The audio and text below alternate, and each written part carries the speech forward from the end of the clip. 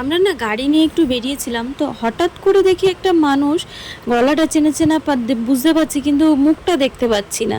তো তোমাদের দাদাভাইকে বললাম একটুখানি এগিয়ে যেতে, তো এগিয়ে যেতে আমি দেখলাম সেই মানুষটা, যে মানুষটাকে বাংলা সিনেমায় দেখলে ভয় পেয়ে যেতাম ছোটোবেলায়, তখন ছোট ছিলাম কিন্তু যথারীতি ভয় লাগতো তার ধমকানি শুনে বা ডায়লগ শুনে। এত ডায়লগ কড়াভাবে বা এত গলার ভয়েসটা এতটাই ভারী ছিল যে যে কোনো বাচ্চা দেখলে পরে ভয় লেগে যেত। কিন্তু সে মানুষটা হিসেবে খুবই ভালো শুনেছি, কিন্তু কোনোদিন সামনে থেকে গিয়ে পরিচয় করা হয়নি বা আলাপ আলোচনা করা হয়নি।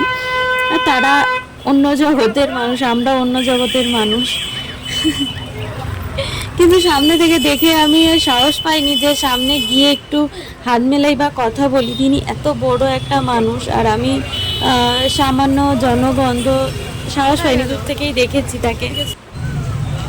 দেখো শেষমেশ অনেকক্ষণ দাঁড়িয়েছিলাম, তারপরে শেষে উনি গাড়িতে উঠে চলে গেলেন। তো আমার মনে হচ্ছিল যে একবার যাই, কিন্তু গাড়িতে যখন উঠে পড়লো তখন একটু আফসোস লাগছিল যে যদি যেতে পারতাম সাহস করে তাহলে একটু হাত মেলাতাম।